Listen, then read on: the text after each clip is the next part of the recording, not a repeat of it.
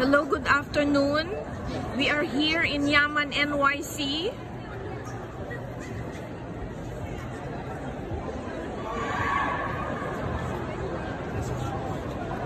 And we are here with a weaver from Abra, Philippines. Tell me about yourself. I'm Maria Elena Balbas from Philippines, from Abra, Cordilleras, North Cordillera po. Gumagawa po kami ng mga hobby at saka nag-hand embroidery. Wow, beautiful. Can you please explain to us this beautiful embroidery of your mother? This is Gabriela Silang. This is a tunnel. And ito yung mga warriors po namin sa Abra. Para explain mo. Okay, continue. Ito po yung mga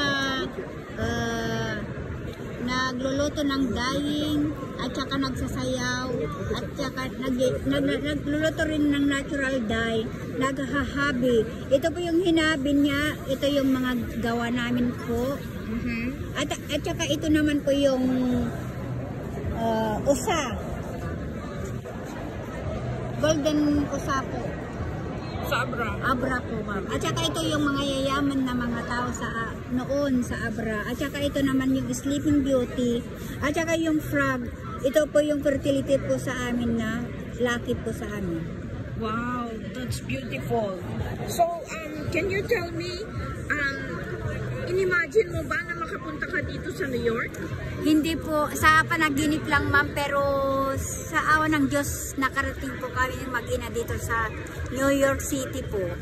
Wow! First time po namin magsumakay ng eroplano, first time po namin kung paano ng visa. Maraming magagaling na mag-English, pero kami po ang mapalad na na-approvean po ng visa papuntang USA. Wow, beautiful. Puntahan po natin yung inyong mga produkto. Yes, ma'am. Ito mga chaleco, blouse, at saka mga polo, pang lalaki. Opo, ma'am. Laser. Yes. Captain dress, at saka pants, at saka long coat. Yes. At saka sleeveless coat. At saka mga skirt, ma'am. Wow, beautiful. Ang gaganda po lahat. Pwede pong sabihin nyo sa amin paano po ang proseso ng paggawa nyo dito sa makina? Hindi naman siya makina, di ba? Anong tawag po dito? Pag-ablan. Paghabian. Pag-ablan. O pag-ablan sa Ilocano po, ma'am. Pero sa Tagalog, paghabian.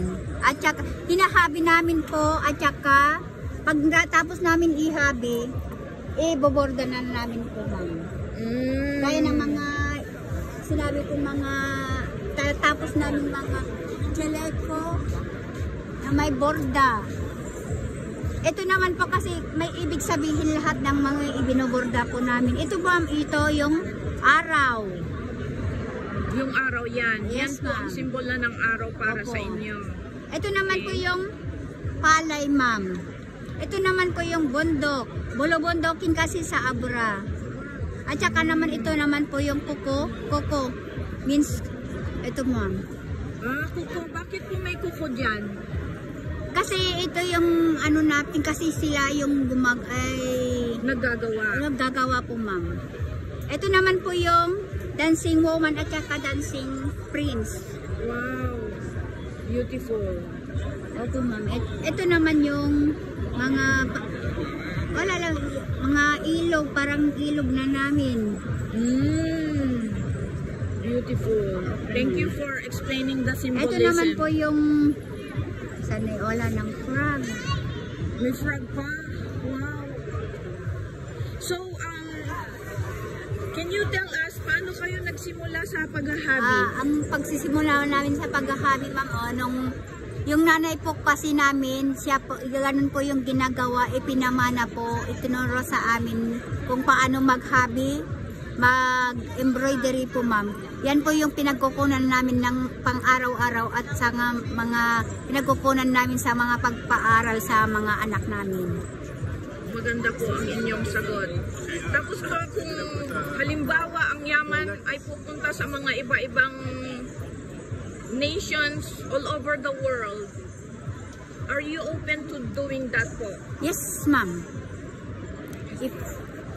Kung ano ang kapalaran ng Diyos po sa amin, talagang pupunta po at pupunta pa rin po kami. Yes po.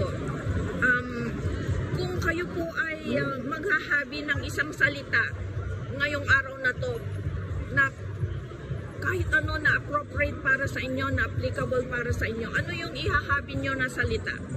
Ang ihahabi namin, kami nagpapasalamat ma'am sa Diyos kasi nakarating kami dito sa USA na mag-ina po ma'am.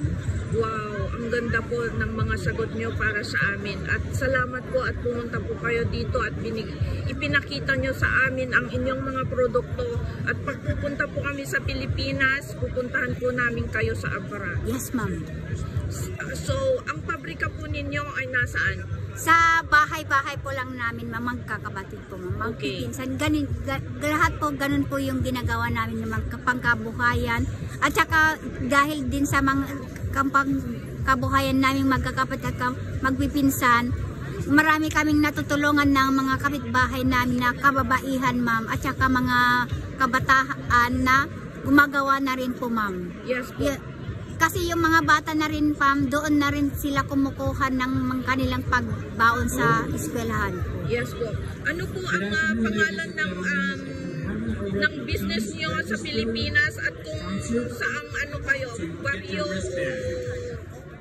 ano pa man? Yung business name ko po ay Namarabar Ethnic Product Shop at saka ang barangay po namin Namarabar, Peñarubia, Abra. Okay. Thank you po.